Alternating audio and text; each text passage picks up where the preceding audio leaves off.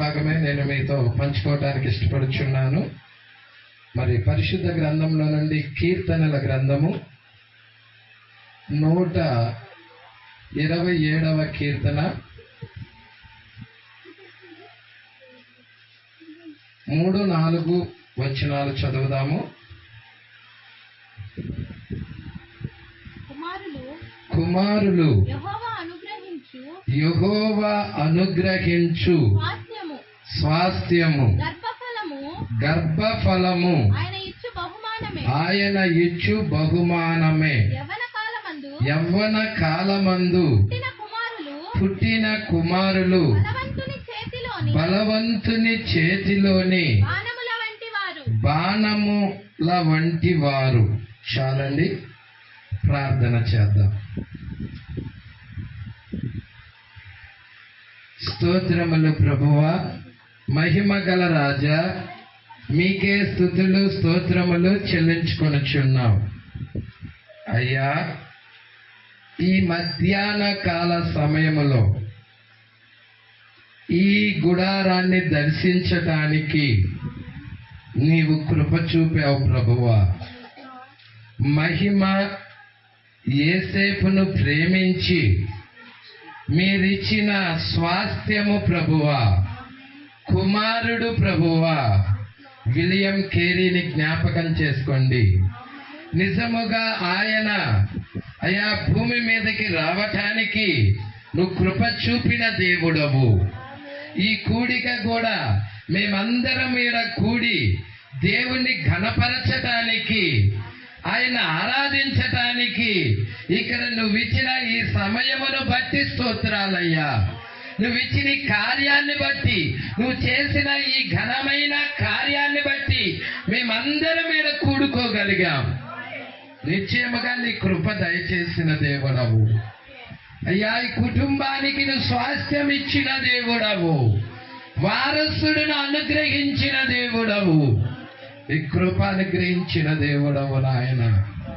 అయ్యా యెహోవా, అయ్యా కుమారులు యెహోవా ఇచ్చు అయ్యా స్తోత్రములు ప్రభువా. స్వాస్థ్యమన్నావు ప్రభువా, వారు స్వాస్థ్యమై ఉన్నారు ప్రభువా. ఓ ప్రభువా, నీ కృప అనుగ్రహించమని అడుగుచున్నాం.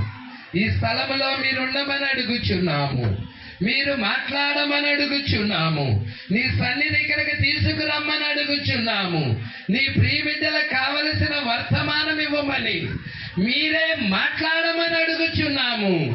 నీ కుమారుడిని మరుగు చెయ్యండి ప్రభువా. దేనికి పనికిరాని వాడు వచ్చివాడు ప్రభువా, కేవలం నీ చేతులకు అప్పగించుకుంటూ ఉండగా మీరే రంగం మీద నిలబడి ప్రభువా ఈ యొక్క కుటుంబానికి, అదే విధముగా వచ్చిన అయా దేవుని యొక్క బిడ్డలకి, ఈ గ్రామస్తులకి ప్రయోజనకరమైన వాక్యము, దీవెనకరమైన వాక్యము, ఆశీర్వాదకరమైన మాటలు మీరి మధ్యాహ్న కాలములో వినిపింపజేయమని అడుగుచున్నాము అయ్యా. నిజముగా నాయన నీ కృప అనుగ్రహించమని, మీకే మహిమ ఘనత ప్రభావాలు తెచ్చుకోమని అయ్యా. నిశ్చయముగా నాయన కూడి వచ్చిన ప్రతి ఒక్క బిడ్డని నీ చేతులకు సమర్పిస్తుండగా మీరే మా అందరితో మాట్లాడి మహిమ పొందమని నజరేయుడైన యేసుక్రీస్తు నామములో ప్రార్థన చేసి అడిగి వేడుకొనుచున్నాము.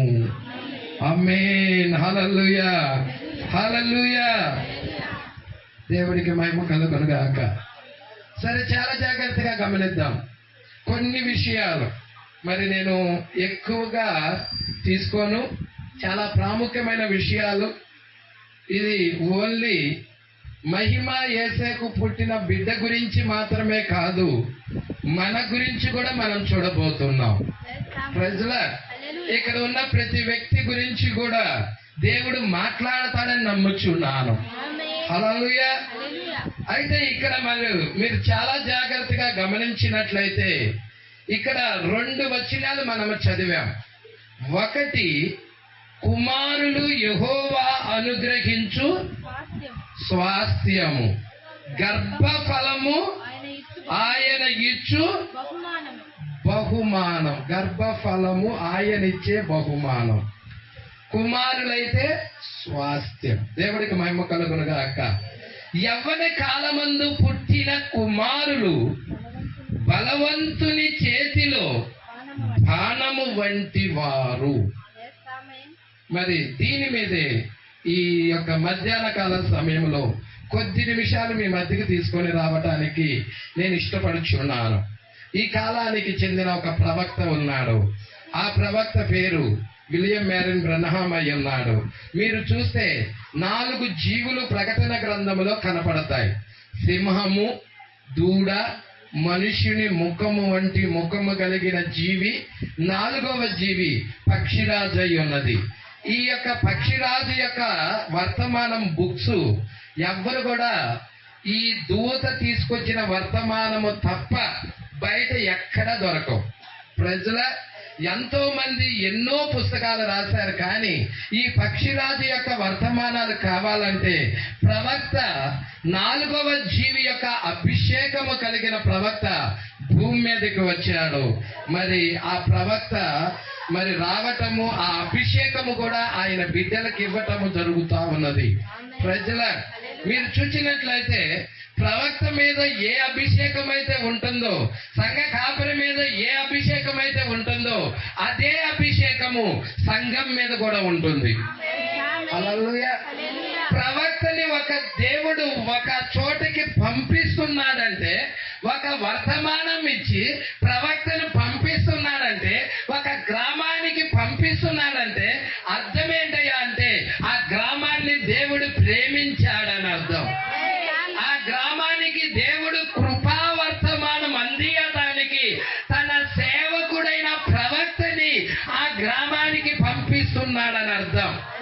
ప్రజల అయితే ఇక్కడ మనం చూస్తా ఉన్నాము.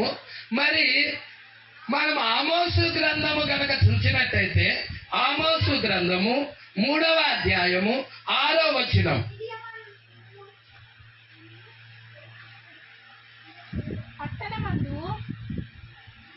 పట్టణమందు బాకానాదము వినబడగా జనులకు భయము పుట్టకుండా ఉండునా యెహోవా చెయ్యనిది పట్టణములో ఉపద్రవము కలుగున తన సేవకులైన ప్రవక్తలకు తాను సంకల్పించిన దానిని బయలుపరచకుండా ప్రభువైన యెహోవా ఏమియు. ఇప్పుడు దేవుడి యొక్క సంకల్పాన్ని ఎవరికి ఇస్తానని చెప్తున్నాడండి ఆ లేఖనంలో?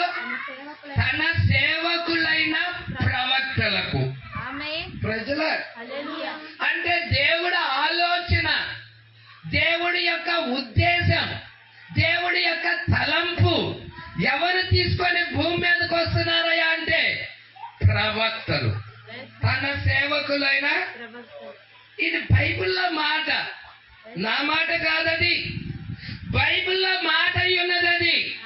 ప్రజల మీరు చూసినట్టయితే దేవుడి లోకాన్ని నీతి ద్వారా నాశనం చెయ్యాలి అని ఆలోచన కలిగి ఉన్నప్పుడు ఆ యొక్క ఆలోచనని దేవుడు ఎవరికి ఇచ్చాడయా అంటే నోవాహు అనే ఒక ప్రవక్తకి ఇచ్చాడు.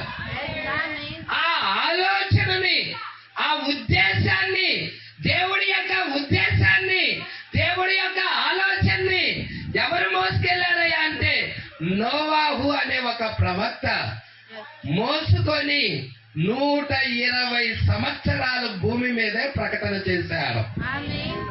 అవునా అండి? మీకు ఇవన్నీ తెలిసినవే. హల్లెలూయా. యేసు చెప్పాడు 2000 సంవత్సరాల క్రితం ఈ శరీరం లేక ఆ శరీరం ధరించుకొని భూమి మీదకి వచ్చినప్పుడు యేసు ప్రభు వారు ఏం చెప్పారంటే నోవాహు దినాలు ఎలాగుంటాయో మనుష్య కుమారుడు అంటే యేసుక్రీస్తు. అవునా? యేసుక్రీస్తు యొక్క 2వ రాకడ దినాలు కూడా అలాగే ఉంటాయి. హల్లెలూయా. మరి ఇవి నోవాహు దినాలై ఉన్నాయి. అంటే నోవాహు దినాల్లో ఒక ప్రవక్త ఉన్నట్టుగా మరి ఈ కాలంలో కూడా ఒక ప్రవక్త ఉన్నాడు. ఉండి తీరాలి. అవునా కాదా అండి? ఆలోచన ఎవరికి చెప్పాలి? ప్రవక్తకి చెప్పాలి. మీరు చూసినట్లయితే మొదటి రాకడికి ముందుగా ప్రవక్త ఉన్నాడు భూమి మీద. యేసుక్రీస్తు యొక్క మొదటి రాకడికి ముందుగా ప్రవక్త ఎవరై అంటే బాప్తిజం ఇచ్చి యోహాను, 6 నెలలు పెద్దవాడు. ఆయన ఏలియా ఆత్మ కలిగిన ఆయన. ప్రజల బాప్తిజం ఇచ్చి యోహాను, ఇదిగో లోక పాపాలు మోసుకొని పోవు దేవుని గొర్రె పిల్లాడిని పరిచయం చేశాడు. ఇప్పుడు మనము మొదటి రాకడలో లేము. హల్లెలూయా. మొదటి రాకడ యూదుల దగ్గర జరిగినది, ఇజ్రాయేల్ ప్రజల దగ్గర జరిగినది. మరి రెండవ రాకడ కనుక మనం చూసినట్టయితే అన్య జనులలో జరుగుతున్నది. హల్లెలూయా. ఇప్పుడు మనం రెండవ రాకడలో ఎత్తబడాలనుకుంటున్నాం. శరీర మార్పు పొందుకోవాలనుకుంటున్నాం. ఒక కొత్త శరీరాన్ని పొందుకోవాలనుకుంటున్నాం. ఒక నూతనమైన శరీరాన్ని పొందుకోవాలనుకుంటున్నాం. ఇప్పుడు మనం చూస్తున్నాం నూతనమైన శరీరము వచ్చే ముందుగా ఏం జరుగుతుంది అంటే మహిమ యేసేపులు వాళ్ళిద్దరూ ఏకమయ్యారు. అవునా కాదా అండి? విలియం కేరీ అలా పేరు పెట్టాం. విలియం కేరీ రావడానికి ముందుగా వాళ్ళిద్దరు ఏకమయ్యారా లేదా? ఒకటయ్యారా లేదా? కలుసుకున్నారా లేదా? వాళ్ళు ఒకటైన తర్వాతే 9 నెలలకి బిడ్డ బయటకు వచ్చాడు. 9 నెలల తర్వాత మరి అదే విధానములో మరి రెండవ యొక్క మనం నూతన శరీరంలోకి వెళ్ళాలంటే, కొత్త శరీరంలోకి వెళ్ళాలంటే మరి మనము కూడా ఎవరితోనో ఏకము కావలసిన వారమై ఉన్నాం. ప్రజల ఇక్కడ ఉన్న ప్రతి వ్యక్తి కూడా ఏకము కావాలి. సంఘం అంటే స్త్రీ అయి ఉన్నది. స్త్రీ అనేదానికి ఇతడు కూడా స్త్రీయే. పాస్టర్గా ఉన్న ఈయన కూడా స్త్రీయే, నేను కూడా స్త్రీయే. ఇక్కడ ఉన్న మనమందరము సంఘమై ఉన్నాము. మనమందరము స్త్రీ అయి ఉన్నాము. పురుషుడు ఎవరంటే యేసుక్రీస్తు అయి ఉన్నాడు. ఇప్పుడు స్త్రీ పురుషులు ఐక్యమవ్వాలి. యేసుక్రీస్తు మనము ఒక్కటవ్వాలి. అప్పుడే ఆయనలో ఉన్న వాక్యము జీవకణం. హల్లెలూయా. ఈమె మనసులోకి పంపిస్తాడు. ఈమె గర్భం మన మనసులోకి పంపిస్తాడు. అప్పుడు కొత్త శరీరం ఉంటది. నువ్వు ఆశించవచ్చు అప్పుడు కొత్త శరీరాన్ని, నూతనమైన శరీరాన్ని. మీకు తెలుసా బైబిల్ ఇలా చెప్తుంది, ఈ శరీరం రక్త మాంసాలు కలిగిన శరీరం. ఇది స్త్రీ పురుషుడు కలయిక ద్వారా వచ్చిన శరీరం. ఇంకొక శరీరం ఉన్నది సహోదరుడా. ఆ శరీరం గురించి ఎంతమందికి తెలుసు?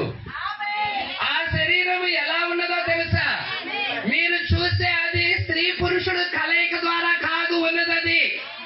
స్పోకెన్ వర్డ్, పలకబడిన మాట ద్వారా కలిగినది ఆ శరీరం.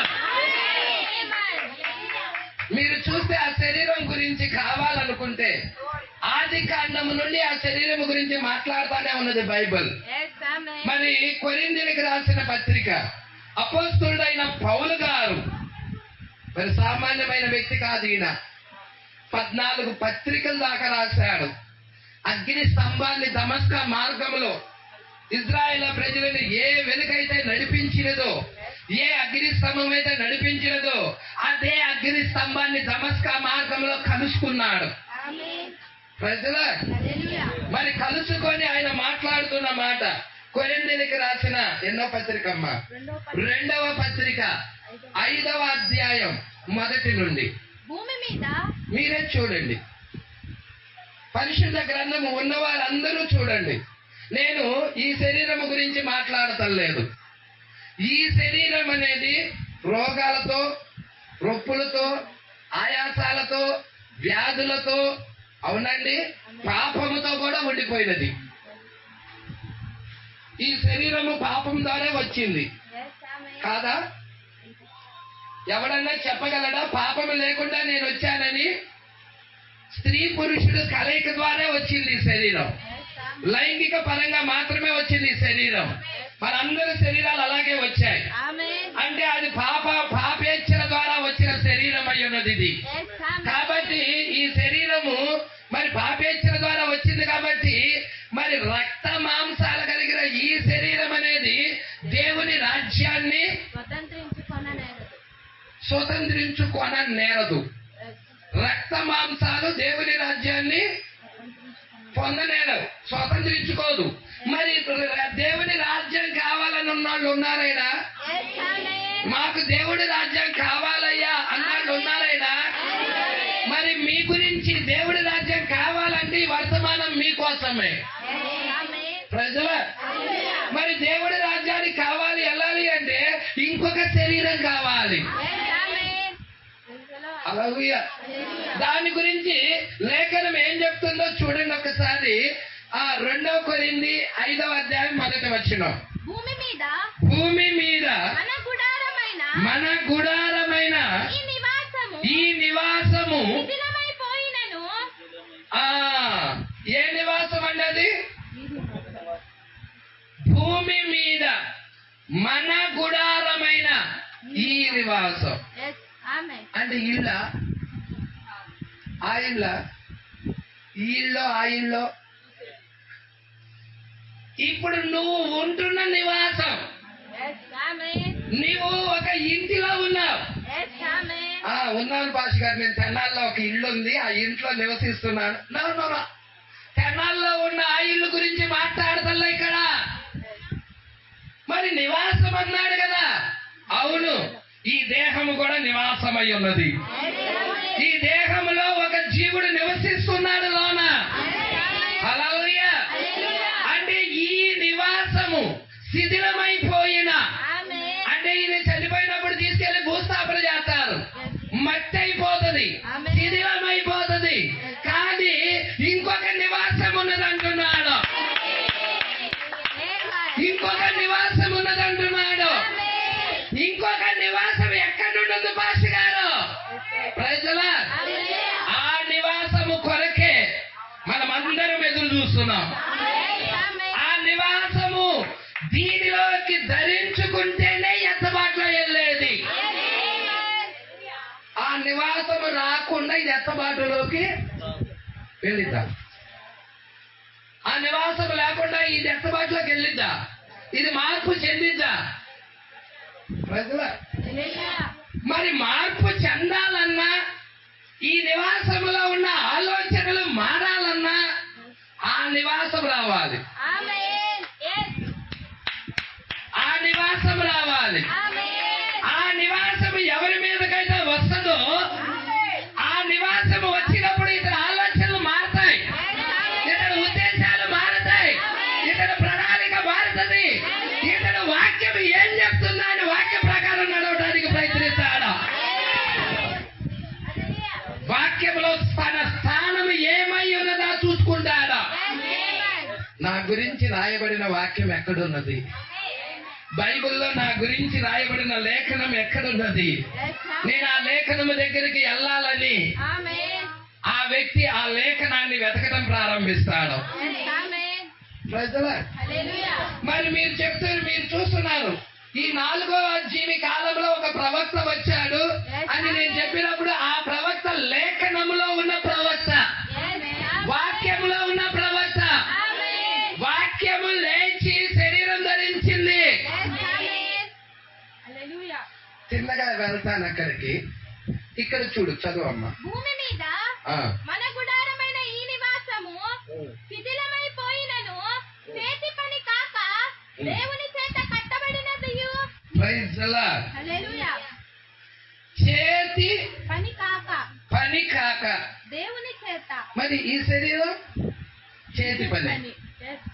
మీరు 2వ అధ్యాయం చూడండి, ఆదికాండం 2వ అధ్యాయం చూడండి. ఈ శరీరం అనేది మట్టి నుండి తీయబడినది, చేతి పని.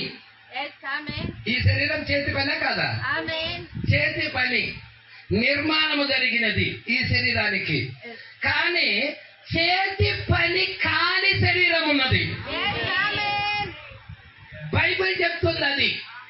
ఆది కాండం నుండి దాని గురించి చెప్తూనే వస్తుంది. అమ్మా ఏమంటున్నాడు? చేతి పని కాక దేవుని చేత కట్టబడినది నిత్యమైనదియు అయిన నివాసము పరలోకమందు మనకి ఉన్నదని ఎరుగుదుము. ఎవరికైతే ఆ నివాసం ఉన్నదో వారు ఈ మధ్యాహ్న కాల సమయంలో ఇక్కడ వారమ్మటి ఆ నివాసం ఉన్నది. ఈ వాక్యం వారికి అర్థం అవుతుంది.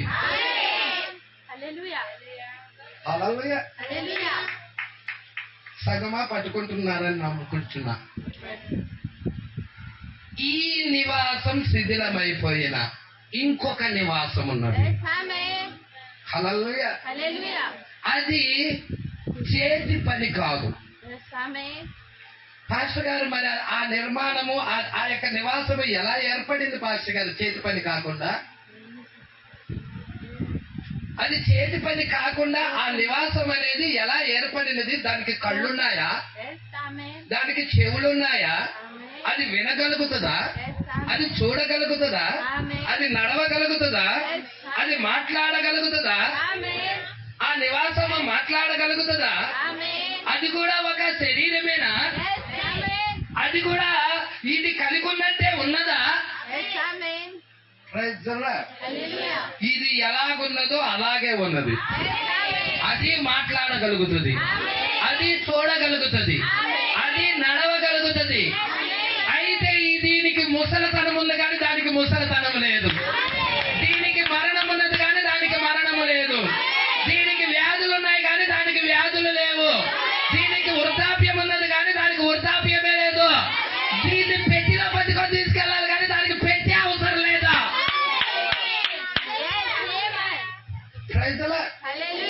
ఏమన్నా కావాలంటావా దానికి? No no no. అది నుంచొని దీన్ని పిలుస్తుంది. ఇది భూమిలో మట్టి అయిపోయినా గాని, కొన్ని వేల సంవత్సరాలు గడిచినా గాని దీన్ని పిలుస్తుంది, పేరు పెట్టి పిలుస్తుంది. నా కుమారుడా యేసేపు రాజిదంతే.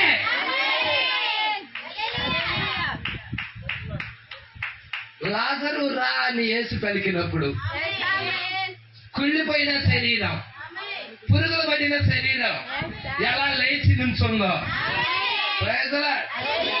ఇంకా చెప్పాలంటే మట్టి అయిపోయిన శరీరాలు. పాత నిబంధనలో భక్తులందరూ పాతి పెట్టబడినప్పుడు వాళ్ళ శరీరాలన్నీ ఏమైనాయి? మట్టి అయిపోయినాయి. యేసు సిలువలో బిగ్గరగా కేక పెట్టినప్పుడు సమాధులు తెరవబడ్డాయి. నిద్రించిన పరిశుద్ధుల శరీరాలు లేచాయి. ఆ శరీరం లేచింది. అవునా పాస్టర్ గారు? అది లెగవాలి అంటే, ఈ శరీరం లెగవాలి అంటే ఈ శరీరాన్ని ఆ శరీరానికి లోపరచాలి.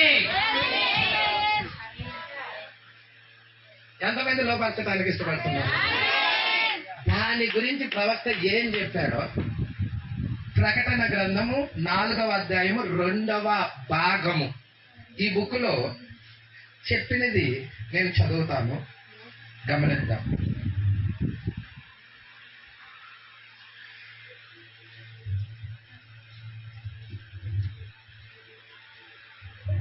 మీ అందరికీ చాలా బాగా అర్థమయ్యే విధముగా ఇక్కడ ప్రవక్త మాట్లాడాడు.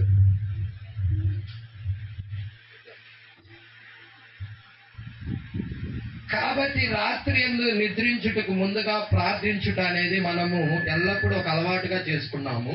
ప్రతి వాళ్ళు కూడా ప్రార్థిస్తారు.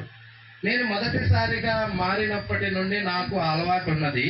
నేను ఉదయాన్నే లేచి మరియు అది నేను నడుచుటకు చాలా చీకటిగాను మరియు చాలా మంచు వంటి పొగతో నిండి ఉంటుంది. నేను ఎక్కడికి వెళుచున్నానో నాకు తెలియదు. కానీ కేవలము నేను ఆయనను నా చేతిలో తీసుకొని దినమంతా నన్ను నడిపించుము అని అడిగినట్లయితే, ప్రజల అయ్యా నేను నీ హస్తాల్లోకి వస్తున్నాను, నీ చేతుల్లోకి వస్తున్నాను, నన్ను నువ్వు దినమంతా నడిపించు ప్రభువా అని ఉదయకాలంలో లేచి ఎంతమంది ప్రార్థిస్తారండి అలా? సరే వినండి, జాగ్రత్తగా వినండి, చాలా జాగ్రత్తగా వినండి.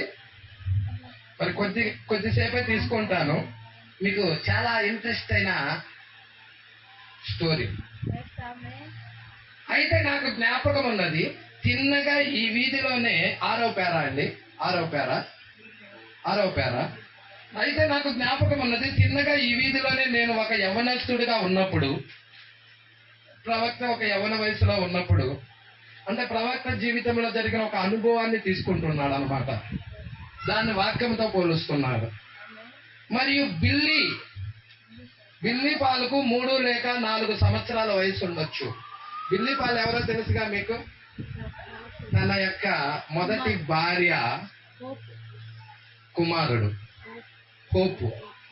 ఆమె చనిపోయినది, తర్వాత 2వ భార్యను చేసుకోవటం జరిగినది. ఆమె పేరు ఏంటంటే మీరా. హల్లెలూయా. హోపు యొక్క కుమారుడు అన్నమాట ఈ బిల్లి పాలు. ఎన్ని సంవత్సరాలు ఉన్నాయి బిల్లి పాలకి? 4 సంవత్సరాల వయసు. చిన్న పిల్లవాడు. 4 సంవత్సరాల పిల్లాడు మీ అందరికీ తెలిసే ఉంటది వయసు ఎంత ఉంటుందో. జాగ్రత్తగా పట్టుకోండి, చాలా జాగ్రత్తగా పట్టుకోండి, చాలా ఇంపార్టెంట్ అయిన మాటలు ఇక్కడ ఉన్నాయి. బిల్లి పాలకు 3 లేక 4 సంవత్సరాల వయసు ఉండొచ్చు.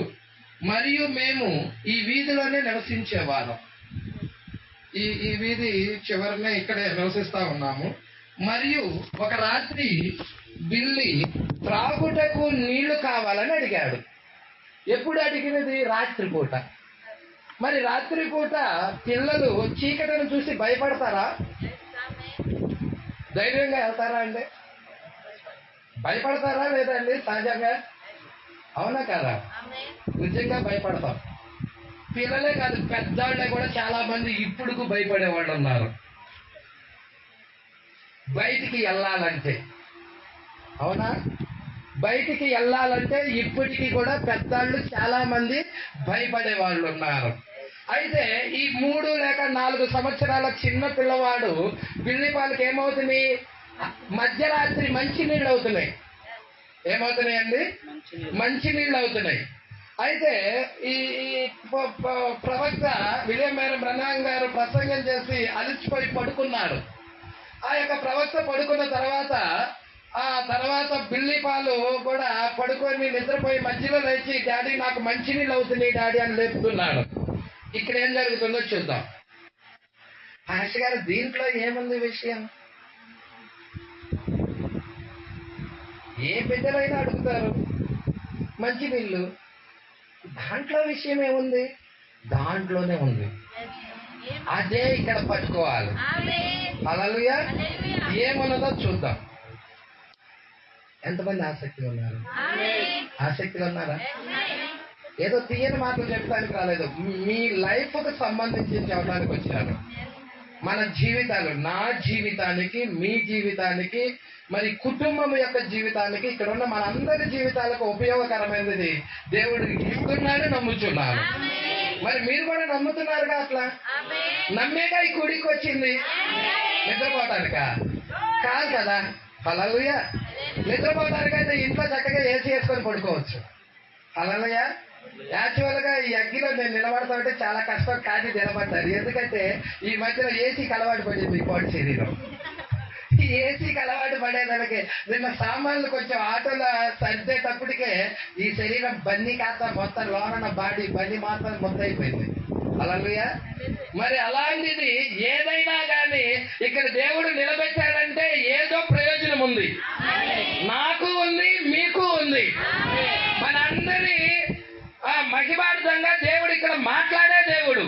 ప్రయోజనకరంగా ఉన్నదని నమ్ముచున్నా. హల్లెలూయా. మరి ప్రవక్త కుమారుడు బిల్లి పాలకి బాగా దాహం అవుతుంది, డాడీ డాడీ డాడీ నాకు దాహం అవుతుంది డాడీ అని లేపాడు. లేపినప్పుడు ప్రవక్త ఏమన్నాడు? మరియు ఒక రాత్రి బిల్లి తాగుటకు నీళ్లు కావాలని అడిగాడు. మరియు వంటగదిలో నీళ్లు అయిపోయాయి. వంటగదిలో నీళ్లు అయిపోయాయి. మనం సహజంగా ఏం చేస్తామంటే నీళ్ళు ఒక బిందెలోనో ఒక కుండలోనో ఒక జగ్గులోనో పెట్టుకుంటాం. అయితే వంటగదిలో నీళ్లు అయిపోయాయి. నీటిని తోడేది మరియు బకెట్ అక్కడ ఉన్నది. హల్లెలూయా. ఆ రాత్రికాల సమయంలో వెళ్ళాలి, ఆ బకెట్ వేసుకోవాలి, బయటకు తీయాలి, ఆ నీళ్లు తాగాలి, తెచ్చుకోవాలి.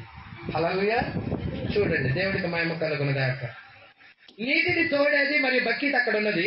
మరియు నేను అన్నాను, నేను చాలా అలసిపోయాను, నేను ఆ దినమంతా కష్టించి పనిచేశాను మరియు సగం రాత్రంతా ప్రసంగించాను. బాగా అర్ధరాత్రి వరకు ప్రవక్త మాట్లాడుతూనే ఉన్నాడు. మాట్లాడి ఇక పడుకున్నాడు అలసిపోయి. మరియు అతడు అన్నాడు, డాడీ నాకు త్రాగుటకు నీళ్లు కావాలి. ప్రవక్త పరిస్థితి కూడా చెప్పాడు. ఉదయం నుండి సాయంకాలం వరకు కష్టపడి పనిచేసి ఆయన ప్రసంగం చేసి అలసిపోయాడు ప్రవక్త. హల్లెలూయా. మరి ఇప్పుడు పిల్లవాడు అడుగుతున్నాడు, డాడీ నాకు త్రాగుటకు నీళ్లు కావాలి. మరియు నేను అన్నాను, పిల్లి అక్కడ వంటగదిలోని చిన్న బల్ల మీద ఉన్నది, అక్కడకు వెళ్ళు నేను అన్నాను. అతను పైకి లేచాడు మరియు తన కన్నులు రుద్దుకున్నాడు పిల్లి, మరియు అటువైపు చూశాడు. అతను అన్నాడు, డాడీ అక్కడికి వెళ్ళుటకు నాకు భయపడుచున్నాను అన్నాడు. ప్రజలా కళ్ళు రుద్దుకున్నాడు, లేచాడు, అక్కడికి వెళ్ళడానికి నాకు భయం వేస్తుందని చెప్తున్నాడు. మరియు నేను అన్నాను, అయితే మంచిది నేను అన్నాను అని కేవలం పరిగెత్తు. ఆ పిల్లవాడితో మాట్లాడుతున్నాడు. కేవలం చేసేది భయపడుతున్నాడు. పరిగెత్తు, అక్కడికి వెళ్ళిపో, గటగట తాగేసాయి, పరిగెత్తి వచ్చేసాయి అని చెప్తున్నాడు. పరిగెత్తి వెళ్ళి నీటిని తెచ్చుకొనుము. డాడీ చాలా అలసిపోయాడమ్మా, డాడీని ఇబ్బంది పెట్టకు. ఆ కిటికీ నుండి కేవలం కొద్ది దూరమేగా ఉంది అన్నాడు. మరియు అతడు అన్నాడు, కానీ డాడీ అక్కడికి వెళ్ళుటకు నేను భయపడుచున్నాను, ఆ ప్రాంతం దగ్గరికి వెళ్ళటానికి నేను భయపడుచున్నాను. మంచిది. ఆ చిన్నవాడితో పాటు నేను కూడా లేచా.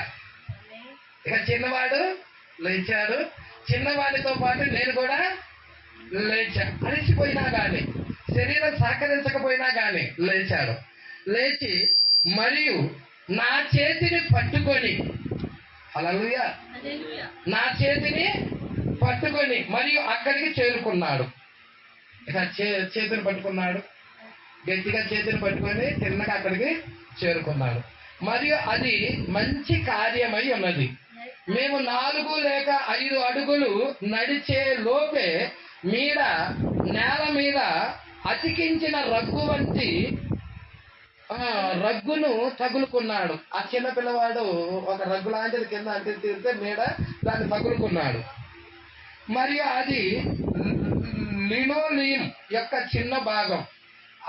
అది ఎలా ఉంటుందా అంటే దాని మీద అడిగేయంగా జర్రం జరపాలి.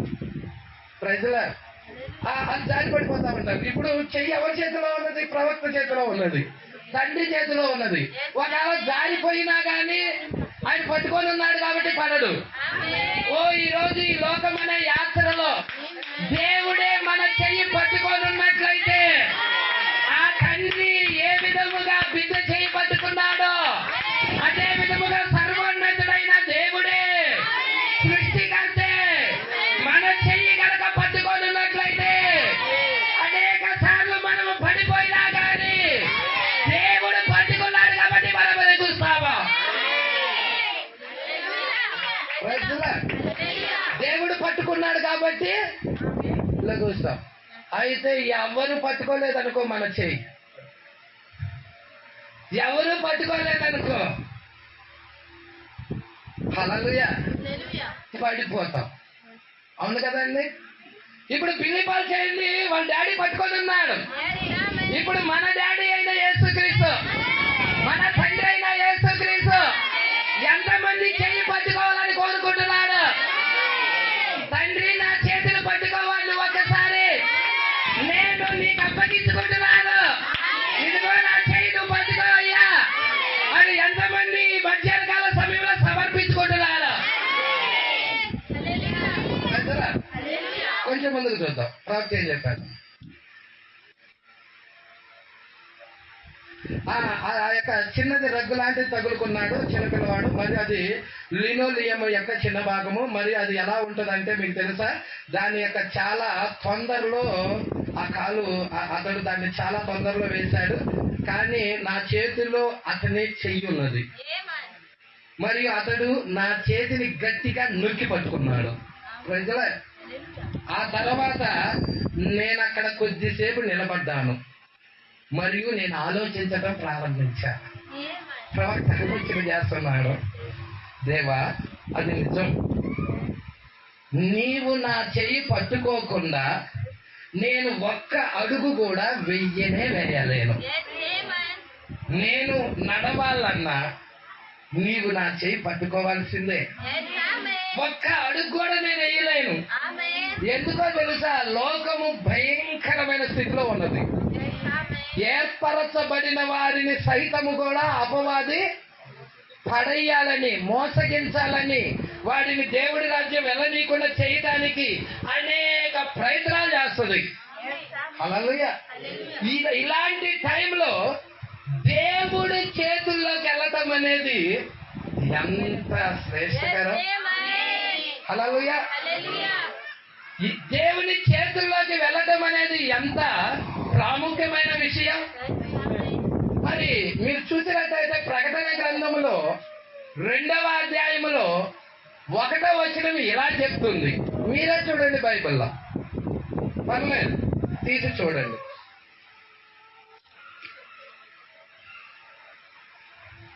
చదవమ్మా. ఎఫెసులో ఉన్న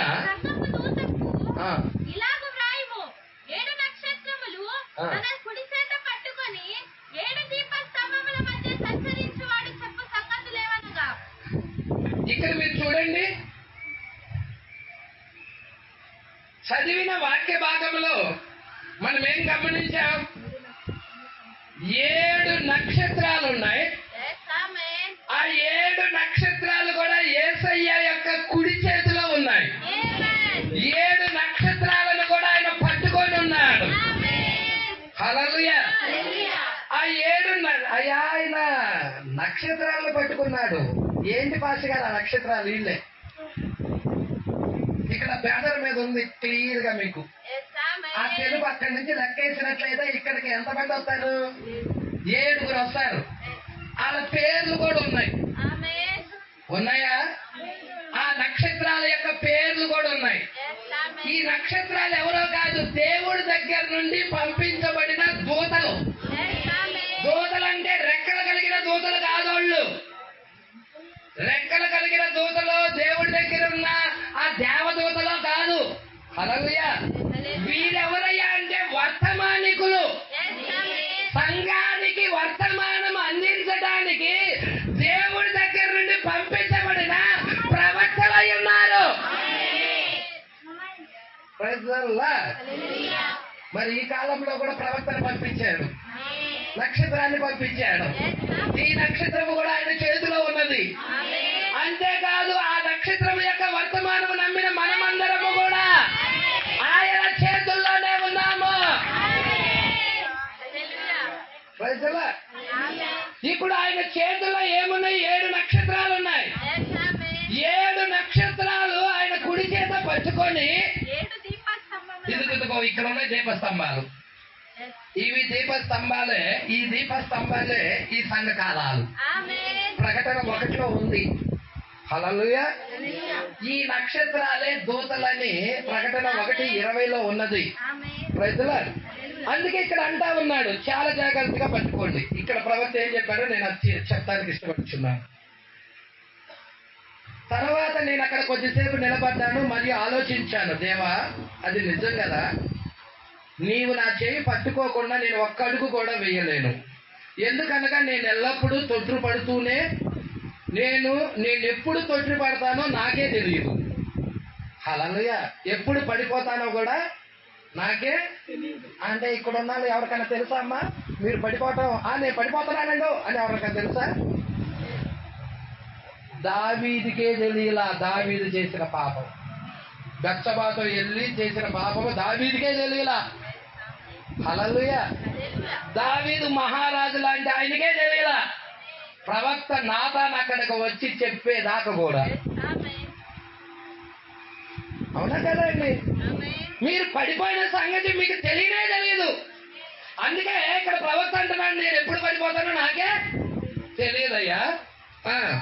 చూసారా? మరియు నేను నీవు ఉన్నతమైన వాడవని అనుభూతిని చెందినంత కాలము శక్తివంతమైన చెయ్యి నన్ను పట్టుకుంటుంది. నీవు నన్ను ఆయా సమయాల్లో పట్టుకున్నావని నాకు తెలుసు. అనేక సమయాల్లో ప్రవక్త పట్టుకొని ఉన్నాడు ఆ చేతిని. ప్రవక్త భూమి మీద ఉన్న దినాల్లో మీ ఎంతమందికి తెలుసండి? ఒకసారి ప్రవక్త యవనస్తుడిగా ఉన్నప్పుడు ఒక అమ్మాయిని ప్రేమిస్తాడు. ఆ అమ్మాయితో జట్కా బండి ఒకటి పట్టుకొని వెళ్తాడు. ఎక్కడికి? ఆ యొక్క పార్కుకి వెళ్దామని, ఆ బయట ఆ స్థలాలకి వెళ్దామని తీసుకొని ప్రతి పెన్ని కూడా కష్టపడి దాచిపెట్టుకొని మొత్తం ఆ జట్కా బండికి ఖర్చు పెట్టి నా ప్రియురాలకి ఖర్చు పెట్టాలని, తెచ్చిస్తాలని ఆ డబ్బా అంతా ఖర్చు పెడతాడు. చివరికి సగం దూరం రాగానే ఆ ప్రియురాలు ఎలా ఉందంటే పావురమాన్ని వర్ణిస్తా ఉంటాడు. సగం దూరం వెళ్ళిన తర్వాత జేబులో నుంచి సిగరెట్ తీసిద్ది. సిగరెట్ తీసుకొని అగ్గిపొల తీసుకొని గొప్ప పీలుతా ఉండిద్ది. రైతులా ఎప్పుడైతే పీలుతా ఉండిద్దో ఇక ఇట్లాంటి ప్రియురాలు దొరికింది నాకు అనుకుంటాడు మనసులో. అనుకున్న తర్వాత సరే ఏదైతే మారిద్దేమలే, మార్పు చెందిద్దేమలే అనుకుంటాడు. హల్లెలూయా. అనుకున్న తర్వాత ఇక ఎమ్మటే ఆ ప్రియురాలు అనేది బిల్లీ టేక్ ఇట్ అనేది.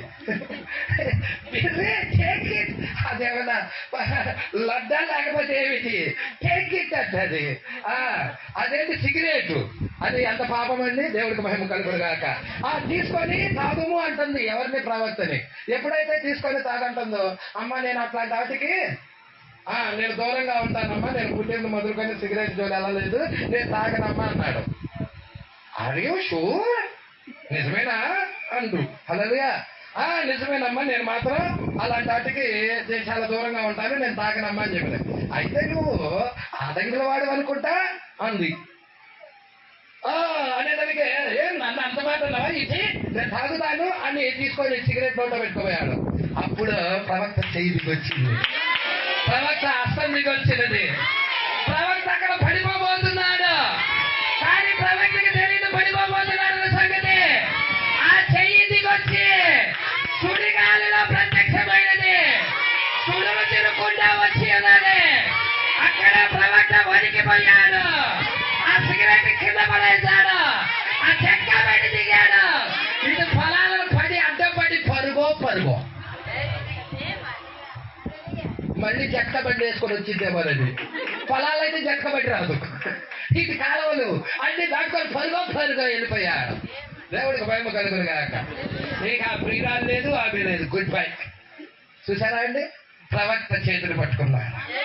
దేవుడు ప్రవక్త చేతులు పట్టుకున్నాడు. ఒకసారి వాళ్ళ నాన్నగారు ఆ యొక్క కళ్ళు అమ్ముతా ఉంటాడు. ఆ యొక్క కళ్ళు అమ్ముతా ఉండినప్పుడు చాలా మంది అక్కడికి వచ్చి తాగుతా ఉంటారు. అయితే ప్రవక్త ఎంతో కష్టపడి నీళ్లు కొట్టుకొచ్చి అది మోసి ఎందుకంటే పెద్ద కుమారుడు ఇంటికి 10 మంది కుమారుల్లో పెద్ద కుమారుడు. ఆ 10 మంది బిడ్డల్లో పెద్ద కుమారుడైన ఈయన ఎంతో చాకరీ చేస్తాడు. ఎంతో నీళ్లు తీసుకొచ్చి మోసి చివరికి ఆ సారాయి ఖాతా ఉన్నారు. అక్కడ సారాయి ఖాతా ఉన్నారు. ఆ సారాయి ఖాతా ఉండినప్పుడు అక్కడ చాలా మంది తాగుతూ ఉన్నారు. ఇక వాళ్ళ స్నేహితులు ప్రవక్త తండ్రి యొక్క స్నేహితులు ఆడికి వచ్చారు. వాళ్ళందరూ ప్రవక్త తండ్రితో పాటు తాగుతా ఉన్నారు. ప్రవక్త తండ్రికి వాళ్ళ యొక్క పుట్టిన బిడ్డకు కూడా వాళ్ళ స్నేహితులు ఇవ్వబోయారు. ప్రజలా అప్పుడు ఇవ్వబోతే అప్పుడు ఆయన నేను తాగనండి అన్నాడు. ఏంటి? కెంటకీలో విలియం కుటుంబంలో పుట్టిన నీవు తాగటం లేదా? ఎంత సిగ్గుసేటుగా ఉన్నది అంటాడు. ఎమ్మటే తండ్రి అంటాడు, నాకు ఒక ఆడంగులు వాడు పుట్టాడని. ఈయనకి రోషం వచ్చింది, పౌరుషం వచ్చింది. నన్ను ఆడంగుల వాడు అంటావా? ఎటు ఎత్తుతానని అది తీసుకొని తాగబోతాడు. మరలా అదే స్వరం, మరలా అదే దేవుడు మరలా ప్రత్యక్షమవుతాడు. ఎందుకో తెలుసా? నువ్వు శరీరాన్ని అపవిత్రపరుచుకోవద్దు, తాగవద్దు ఎన్నాడు. మద్యమైనను పొగైనను నీవు తాగవద్దు. నువ్వు పెద్దవాడు ఒకటి ఉన్నది. హల్లెలూయా. ఆ దేవుడే ఆ చేతిని పట్టుకున్నాడు కాబట్టి అనేక సార్లు పడిపోతున్న స్థితిలో ఉన్నా దేవుడు వచ్చి ఆ బిడ్డను పట్టుకున్నాడు. ఈ మధ్యాహ్న కాల సమయంలో ఎంతమంది మీ చేతులు ఆ దేవుడే పట్టుకోవాలని ఇష్టపడుతున్నారు? ఓ నా చెయ్యి పట్టుకో ప్రభువా, నేను పరిశుద్ధంగా జీవించాలనుకుంటున్నా, మంచి పరిశుద్ధమైన జీవితం నేను జీవించాలని కోరుకుంటున్నా ప్రభువా. ఎంతమంది కోరుతున్నారండి ఈ మధ్యాహ్న కాల సమయంలో? నిజముగా మీతోనే మాట్లాడుతున్నాడని అర్థమవుతుందా? ఒక్కసారి చూడండి. ఇక్కడ అంతా ఉన్నాడు. నేను టైంకి ఎవరు నేను కూడా చూడలేదు, చాలా టైం అయ్యిందంటే ముగించబోతాను, జాగ్రత్తగా పట్టుకున్నా. మరియు నీవు ఉన్నతమైన వాడవని అనుభూతి చెందినంత కాలం శక్తివంతమైన చెయ్యి నన్ను పట్టుకుంటుంది. నీవు నన్ను ఆయా సమయాల్లో పట్టుకొని ఉన్నావని నాకు తెలుసు. ప్రవక్త అంటున్నాడు ఆ దేవుడితో, నువ్వు నన్ను ఆయా సమయాల్లో పట్టుకొని ఉన్నావని నాకు తెలుసు. కావున నేను నా చేతిని ఆయనలో ఉంచుట అనే అలవాటును చేసుకొనుటకు ప్రయత్నం చేస్తున్నాను. ఎంతమంది మీ చేతులను ఆయన చేతిలో ఉంచటానికి ఇష్టపడుతున్నారు? హల్లెలూయా. విలియం పుట్టాడు. నడకొచ్చే ముందు ఆయన ఏం చేస్తాడు? తల్లి చేతిని పట్టుకుంటాడు, కాలు పట్టుకుంటాడు, చేతిని పట్టుకుంటాడు నడవాలని. అదే విధముగా ఇక్కడ ఉన్న మనము కూడా యేసు వంటి జీవితం జీవించాలని, పరిశుద్ధమైన జీవితం జీవించాలని ఎంతో మంది ప్రయత్నిస్తా ఉంటారు. అయితే దేవుడు మీ చేయి పట్టుకోవాలి, అప్పుడు మీరు పడిపోయినా కానీ లెగుస్తారు. దేవుడికి మహిమ కలుగును గాక. కావున నేను నా చేతిని ఆయనలో ఉంచుట అని అలవాటు చేసుకునేందుకు ప్రయత్నం చేస్తున్నా. మరియు కొన్నిసార్లు నేను చేసిన కార్యాలు నా దృష్టిలో నాకే వింతగా అనిపిస్తుంటాయి. ఆ కార్యాలు మానవుని ఆలోచనకు అసహజమైనవిగా కనిపిస్తాయి. సహజమైనవి కాదు, అసహజమైనవి. హల్లెలూయా. మానవుని యొక్క ఆలోచనకే అందని కార్యాలు, మానవుని యొక్క ఆలోచనకి అందం ఆ కార్యాలు. అలాంటి కార్యాలు మరి మీకు కూడా కావాలా? మానవుని మనస్సుకు కూడా అందం ఆ కార్యాలు. హల్లెలూయా. ఎన్నో కార్యాలు. మరి ఒక సహోదరి వచ్చింది అక్కడికి, క్యాన్సర్ గడ్డతో వచ్చింది. మరి ఆమె ప్రార్థన చేయించుకోవటానికి వచ్చి ఉన్నది. దేవుడు చెప్పాడు, ఆమె పేరేంటో చెప్పాడు, ప్రవక్తలో ఉంది. ఆమె ఏ ఊరి నుండి వచ్చారో చెప్పాడు, నీకున్న వ్యాధి ఏమిటో చెప్పాడు, నువ్వు ఫలానా డాక్టర్ దగ్గరికి వెళ్ళావని కూడా చెప్పాడు. డాక్టర్లు నీ చేతులు ఎత్తేసారని కూడా చెప్పారు. నీకు 1-2 రోజుల కంటే నువ్వు బతకవని కూడా చెప్పారు. కానీ యెహోవా ఇలాగ సెలవించుతున్నాడు, నీ క్యాన్సర్ పోయింది, నువ్వు స్వస్థపరచబడ్డావు. ఆయన అసహజమైన కార్యాలు చేసే దేవుడు. కంటికి కనబడవు ఆయన చేసే కార్యాలు, చెవికి వినబడవు ఆయన చేసే కార్యాలు, మరి హృదయానికి గోచారమే కావు. మరి అలాంటి అద్భుతమైన కార్యాలు జరిగించే దేవుడు మన దేవుడు. ఎంతమందికి తెలుసు? పెద్ద సముద్రాన్ని పాయలు చేశాడన్న సంగతి, ఆరిన నేల మీద నడిపించాడన్న సంగతి. మనం ఒక చిన్న కాలువని పాయలు చేయడానికి చచ్చిపోతాం. ఏమండి, ఒక చిన్న కాలువ, నేను నీతో మాట్లాడుతున్నాను, నువ్వు పాయలు అవ్వో అని మాట్లాడు, అయిద్దేమో అవదు. కానీ ఆ శరీరం కనుక దీని మీదకి వస్తే, ఆ శరీరంలోకి నువ్వు వెళితే పలుకక్కడ జరిగింది. అది దేవుడు కాబట్టి జరిగింది. భాష్యకారు, ఆ శరీరమే దేవుని శరీరం. మీకు తెలుసా, దేవుని శరీరము. మరి ఆదాము, దేవుడు తన పోలికలో తన స్వరూపములో ఆదామును చేసుకున్నాడన్న సంగతి ఎంతమందికి తెలుసా సంగతి? మీరు అనుకుంటారు, చాలా మంది ఏమంటారంటే దేవుడు పోలిక, దేవుడు స్వరూపం, రక్త మాంసాలు కలిగిన ఈ శరీరమేమో అనుకుంటారు. నో, ఇది కాదు. ఇది 2వ అధ్యాయంలో చేయబడిన శరీరం. ఆదికాండం 1వ అధ్యాయంలో చేయబడిన శరీరం వేరే. అది పలకబడిన మాట ద్వారా కలిగిన శరీరం. ఆ శరీరము మోషే ధరించుకున్నాడు. ఆ శరీరం ధరించుకున్నాడు కాబట్టి మిడతలు కలుగును కాక అన్నాడు, కప్పలు కలుగును కాక అన్నాడు, ఓ ఐగుప్తు దేశమంతా చీకటగును కాక అన్నాడు. మరి ఆయన పలికితే జరిగినయా లేవా? ఏలియా నీ వంటి నా వంటి మానవుడే. ఆకాశం ఎత్తడా వాళ్ళే అవును కాక అన్నాడు. వర్షమైనా మంచైనా కురవదన్నాడు. అంతే. జరిగిందా లేదా? ఒక కుటుంబం దగ్గరికి వెళ్ళాడు. ఆ కుటుంబం ఆ యొక్క కుటుంబంలో కొంచెమే పిండి ఉన్నది, కొంచెమే నూనె ఉన్నది. ఇక లేదు. ఆ కుటుంబం పస్తులతో ఉండి చనిపోబోతున్నారు. దేశం అంతా కరువుతో అల్లాడిపోతా ఉన్నది, వానలు లేకుండా ఉన్నది. ఆ కుటుంబంలో ఆ భర్త చనిపోయి ఉన్నాడు, భార్య మరి అదేవిధంగా బిడ్డ ఇద్దరే ఉన్నారు. హల్లెలూయా. ఇప్పుడుగా మీకు అర్థమై ఉండాలి ఆ కుటుంబం ఏ కుటుంబము. ఆ కుటుంబం సారేపల్లి గ్రామంలో ఆ విధవరాల కుటుంబం దగ్గరికి వెళ్ళాడు. ఒక దైవజనుడు వెళ్ళాడు, మానవుడు ఒక ఆయన వెళ్ళాడు, దేవుని ఆత్మ కలిగిన ఒక ఆయన వెళ్ళాడు ఆ కుటుంబం దగ్గరికి. హల్లెలూయా. మొదటి అప్పం చేసుకొచ్చి నాకు ఇమ్మన్నాడు. అంతే. హల్లెలూయా. అయ్యా కొంచెమే ఉందయ్యా బుడ్డిలో నూనె, కొంచెమే ఉంది తొట్టిలో పిండి. ఈ పూటకి నేను నా కుమారుడు అది ఆ అప్పము వేసుకొని 2 వస్తాయి. ఒక అప్పము నా కుమారుడికి, ఒక అప్పం నాకు వేసుకొని చనిపోదాం అనుకుంటున్నాం. హల్లెలూయా. ఇక లేదు పిండి, చనిపోదాం అనుకుంటున్నాం అని ఆ స్త్రీ అన్నప్పుడు అప్పుడు అంటున్నాడు, మీరు చనిపోరు, మీరు చనిపోరు, మీకు ఆహారం సమృద్ధిగా దొరుకుతుంది. యెహోవా ఇలాగ సెలవిస్తున్నాడు, మొట్టమొదటి అప్పం తీసుకొచ్చి నాకు ఇవ్వు, తర్వాత మిగతా అప్పాలన్నీ మీరు చేసుకొని తినండి, నేను తింటారో తినండి. ఆ రోజే కాదు, కరువు కాలం అంతా తినండి. కరువు కాలం మొత్తం దేవుడు మిమ్మల్ని పోషిస్తాడు, తినండి.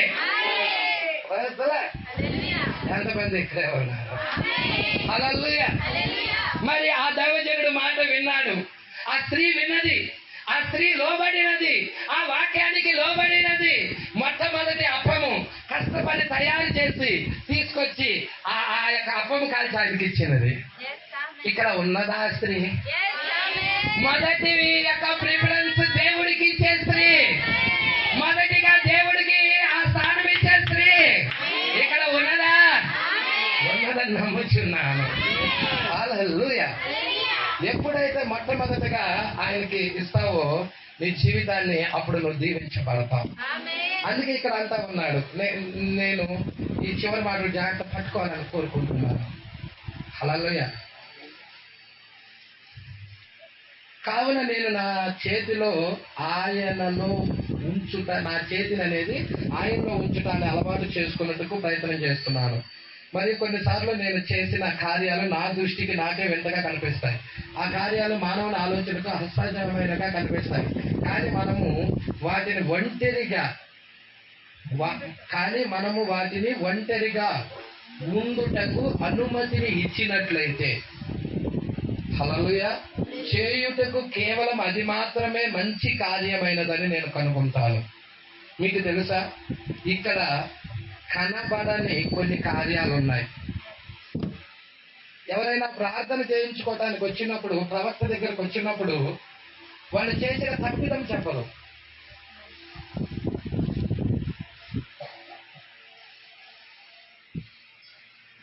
జాగ్రత్తగా పట్టుకోండమ్మా. ప్రవక్త దగ్గరికి ఎవరైనా ప్రార్థన చేసుకోవటానికి వచ్చినప్పుడు, దైవజనుడా నేను ఫలానా పాపం చేశానని ఎవరైనా చెప్పగలరా? ఎవడూ చెప్పడు. అయితే నేను ఫలానా వ్యాధితో బాధపడుతున్నానని మాత్రం చెప్తారు. ఆ వ్యాధి రావడానికి వెనక ఉన్న కారణాన్ని మాత్రం చెప్పరు. ఇప్పుడు పరిశుద్ధాత్మ ఏం చేయాలంటే, వాళ్ళు వ్యాధే చెప్పగలిగారు కానీ ఆ వ్యాధి రావడానికి గల కారణం ఏమిటో పరిశుద్ధాత్మ వెళ్ళి కనుక్కోవాలి. ఇప్పుడు ఆమె జీవితంలోకి వెళ్ళాలి. ఆమె 50 సంవత్సరాలు అనుకో వయసు, 50 సంవత్సరాల వయసులో ఆమె పుట్టినది మొదలుకొని ఆమె 50 సంవత్సరాల్లో చేసిన కార్యం అంతా చూడాలి. హర్ష గారు అలా జరుగుతుందా? జరుగుతుంది. ప్రజల ఖచ్చితంగా జరుగుతుంది. ఆమేన్. మన కాల ప్రవక్త అలా చూశాడు. Yes, ఆమేన్. దేవుడికి మహిమ కలుగును గాక. హల్లెలూయా. నేను ఒకటి చెప్పమంటారా? ఆది కాండం రాసిన వ్యక్తి ఎవరో చెప్పండి. ఆది కాండం కానీ, నిర్గమకాండం కానీ, లేవ్యాకాండం కానీ, సంఖ్యాకాండం కానీ, ద్వితీయోపదేశ కాండం కానీ, మొత్తం ఎన్ని కాండాలు ఉన్నాయి అక్కడ? 5 కాండాలు ఉన్నాయి. ఈ 5 కాండాలు రాసిన ఆయన ఎవరు? పేరు మోషే. మోషే రాసేటప్పుడు అవి మోషే దినాల్లో ఏమైనా జరిగినాయా? మోషే ఆది కాండాన్ని రాసేటప్పుడు జల ప్రళయం కూడా అయిపోయింది. Yes, ఆమేన్. అయిపోలేదా? నోవా కాలం జల ప్రళయం అవలేదా? హల్లెలూయా. హల్లెలూయా. నోవాహు కుమారులు షేము, హాము, యాపెతు. షేములో నుండి వచ్చారు ఇశ్రాయేలు ప్రజలు. Yes, ఆ ఆమేన్. అబ్రహాము నుండి ఇస్సాకు, ఇస్సాకులో నుండి యాకోబు, యాకోబులో నుండి 12 గోత్రాల వాళ్ళు వచ్చారు. 2000 సంవత్సరాల పూర్వం Yes, ఆమేన్. అసలు సృష్టిలో ఏం జరిగినదో మోషేకి ఎలా తెలుసు? ఎలా రాయగలిగాడు మోషే? నేను అడుగుతున్నా. నిన్న జరిగిందే మనకు గుర్తుండదు. ఓ 10 సంవత్సరాల క్రితం ఏం జరిగిందో గుర్తుండదు. ప్రజల కానీ 2500 సంవత్సరాల పూర్వమే జరిగిన సంగతులన్నీ రాసుకుంటూ వచ్చాడు మోషే. ఆమేన్. ఎలా రాయగలిగాడు? అదే దేవుడు ఆత్మ. Yes, ఆమేన్. హల్లెలూయా. దేవుడు ఆత్మ అనేది నిన్ను గతంలోకి తీసుకెళ్తుంది. Yes, ఆమేన్. దేవుడు ఆత్మ అనేది నిన్ను ఫ్యూచర్ లో కూడా తీసుకెళ్తుంది. భవిష్యత్తులోకి కూడా తీసుకెళ్తుంది. హల్లెలూయా. 2000 సంవత్సరాల క్రిందట తీసుకెళ్తుంది. 2000 సంవత్సరాల పై కూడా తీసుకెళ్తుంది. Yes, ఆమేన్. 2000 సంవత్సరాల కిందకి తీసుకెళ్లిన ప్రవక్త పేరేంటయ్యా అంటే మోషే. మోషే ఆది కాండం రాసేటప్పుడు 2000 సంవత్సరాల క్రిందట జరిగిన సంగతులన్నీ రాసుకుంటూ వచ్చాడు. Yes, ఆమేన్. 2000 సంవత్సరాల పైన సంగతులు Yes. ఎవరయ్యా అంటే యోహానై ఉన్నాడు. పద్మాసు దీవిలోకి తీసుకెళ్ళి 2000 సంవత్సరాల పైకి తీసుకెళ్ళి ఈ 7 సంఘకాలన్నింటినీ కూడా చూపిస్తా. ధవల సింహాసనం తీర్పు కూడా చూపిస్తా. వధువు ఎత్తబాటు కూడా చూపిస్తా. వెయ్యేళ్ళ పాలన కూడా చూపిస్తా. ముందే చూపించాడు. హల్లెలూయా. అవునా? ఆమేన్. ఇప్పుడు మనం ఆయన చేతుల్లోకి వెళ్తాం ఎంత మంచిదంటారు? మన చెయ్యి ఆయన చేతులు అప్పచెవడం ఎంత మంచిదంటారు? ఎంతమంది ఉన్నారు ఇక్కడ అప్పచెవడానికి మన చెయ్యి ఆయన చేతుల్లో? మరి ఈ చివరి మాటల్లో జాగ్రత్తగా పట్టుకోవాలని ఇష్టపడుతున్నాను. మీకు తెలుసా ఇక్కడ కనబడని కార్యాలు కొన్ని ఉన్నాయి. నిన్ను దేవుడు వారిలోనికి నడిపించి నిన్ను దేవుడు వారిలోకి నడిపించినట్లయితే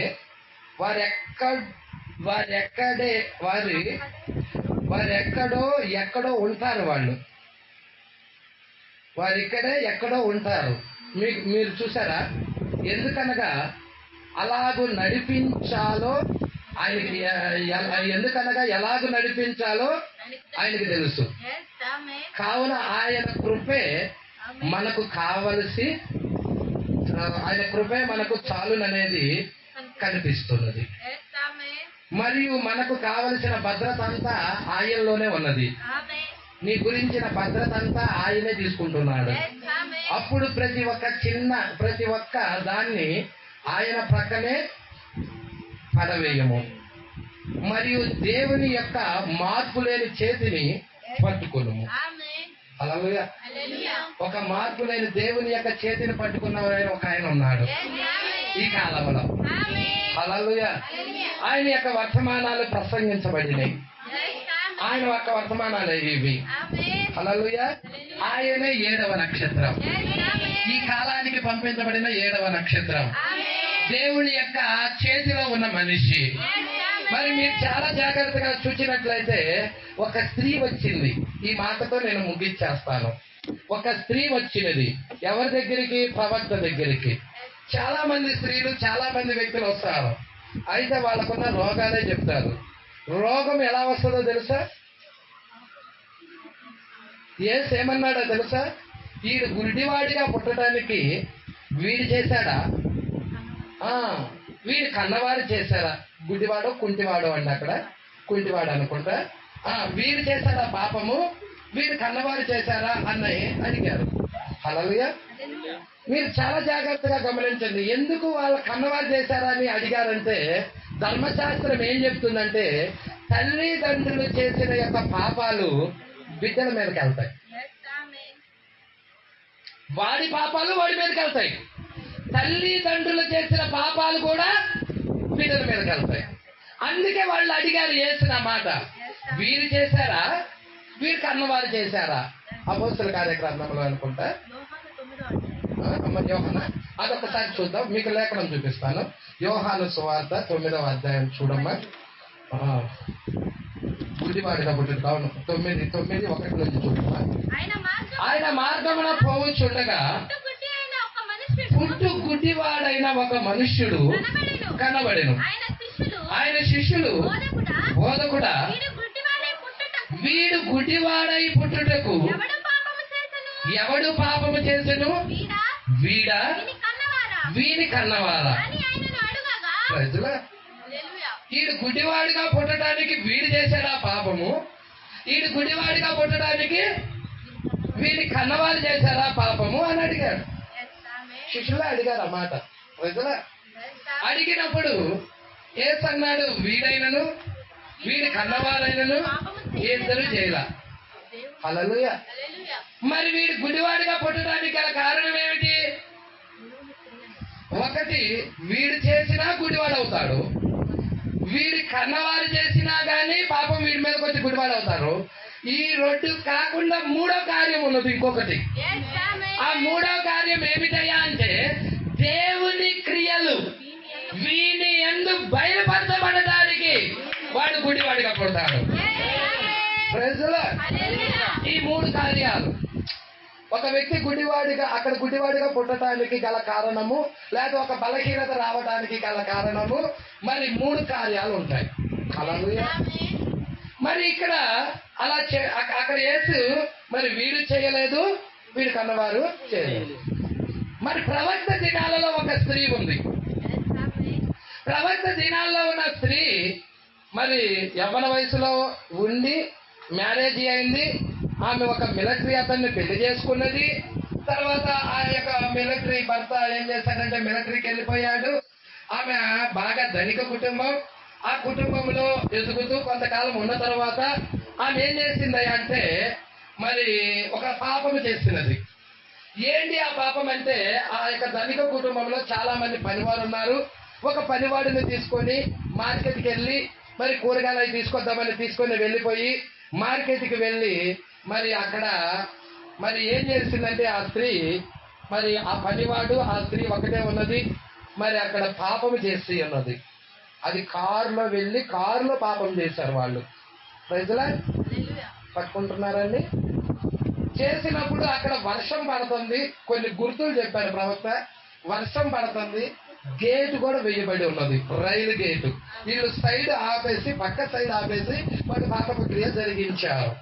తర్వాత వచ్చినది ఆమె ఒక క్రైస్తవరాలు. వచ్చేసి మరి యథావిధిగా ఇంటికి వచ్చినది, తలకు పోసుకొని తలంటి స్నానం చేసి, ప్రభువా నేను పాపం చేశాను ప్రభువా, మరి ఉద్రిక్తతలో నేను మా పనివాడితో పోయాను, నన్ను క్షమించు, ఇక ఎప్పుడు ఆ పాపం చేయను ప్రభువా క్షమించు అని కన్నీరు పెట్టుకున్నది. దేవుడి దగ్గర ఏడ్చింది, ప్రాధేయపడినది.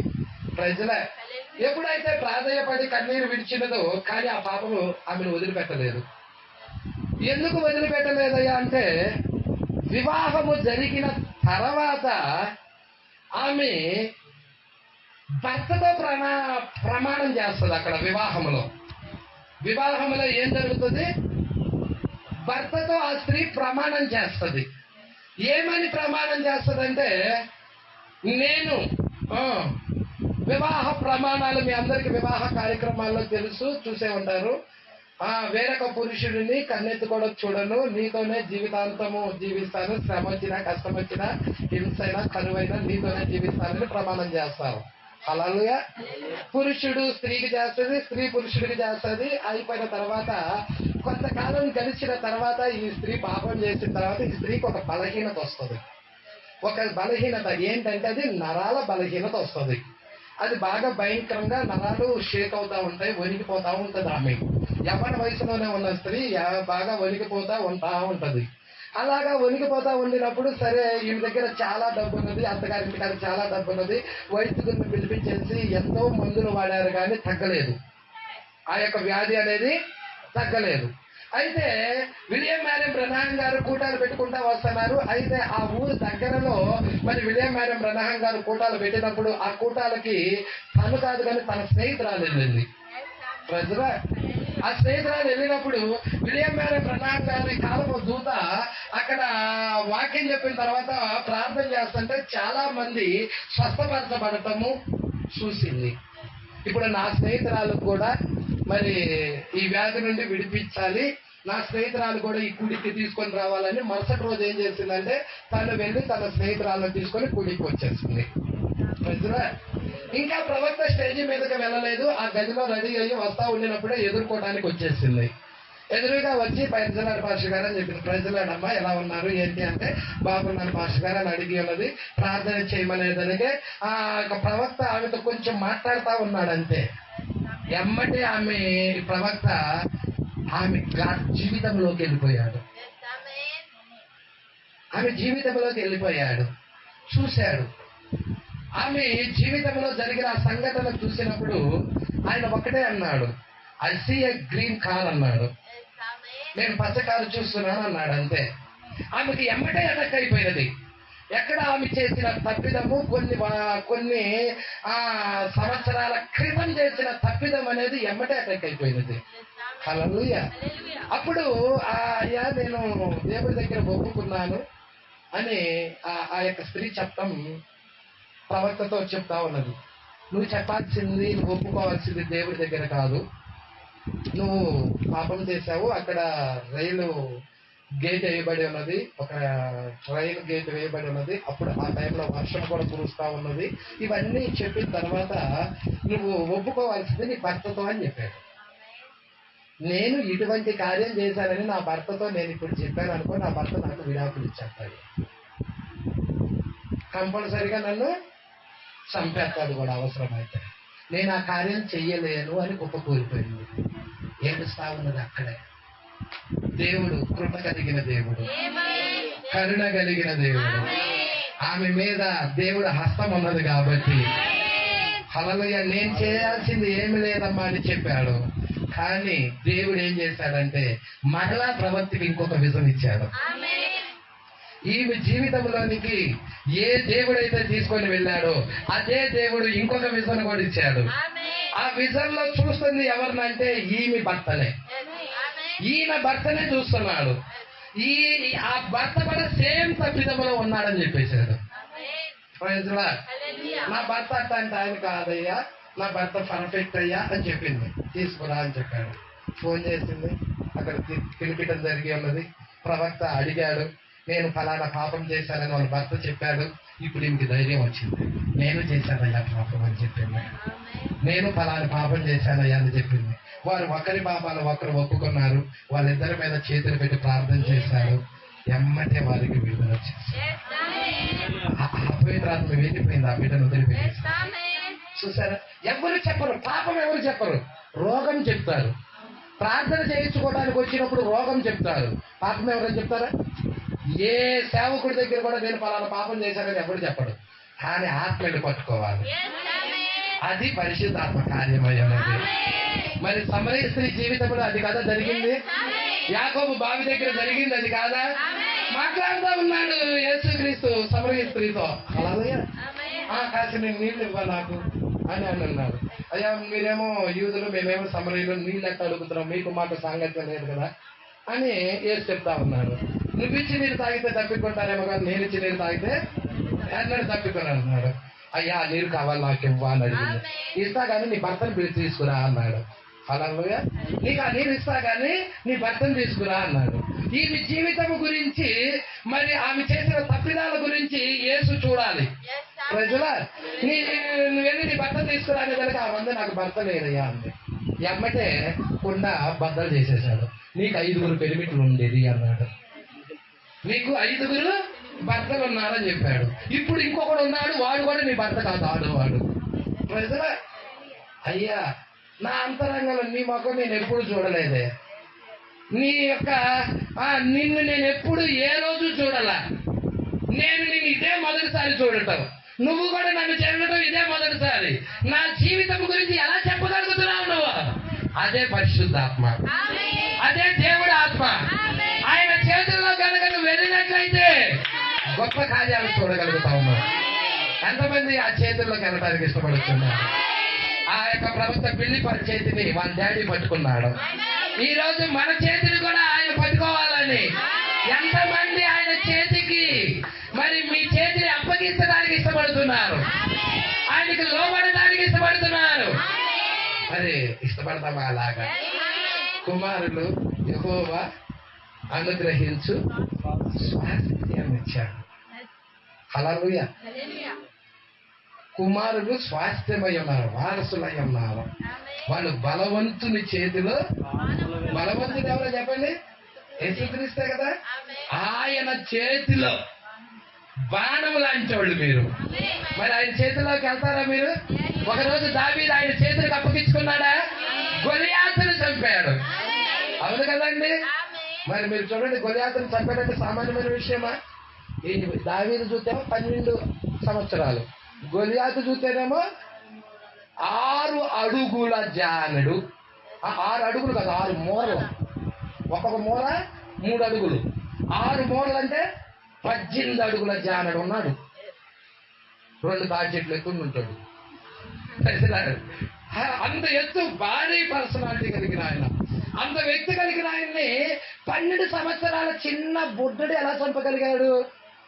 కండబలం కాదు, బుద్ధి బలం కాదు, ఆత్మ, పరిశుద్ధాత్మ. దేవుడి చేతిలోకి వెళ్ళాడు. యుద్ధము నాది కాదు, యెహోవా అన్నాడు.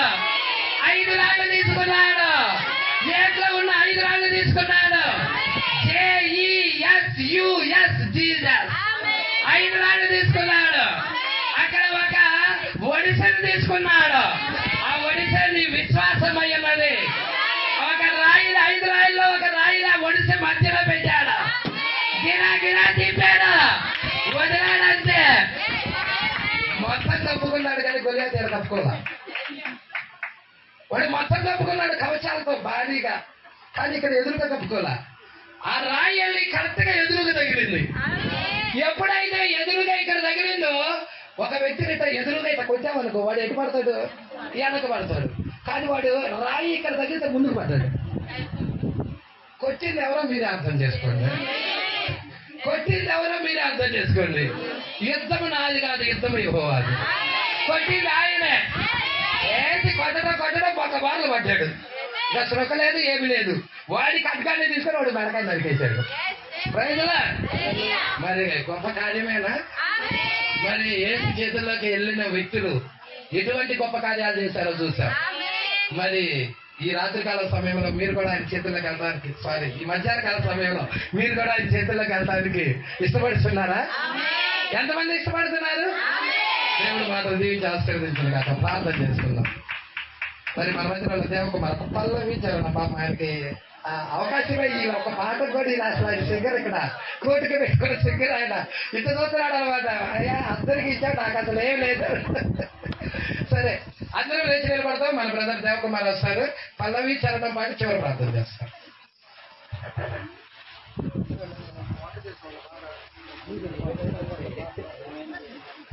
అవకాశం మీకు ఇవ్వబడింది.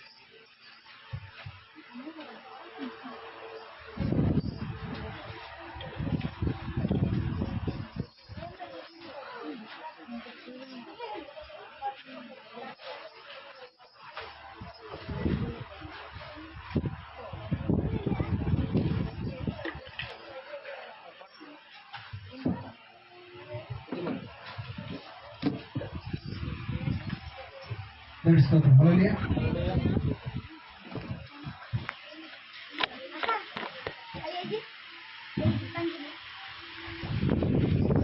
నీకోసం జీవిస్తున్నా, నిన్నే ప్రేమిస్తున్నా. నీకోసం జీవిస్తున్నా,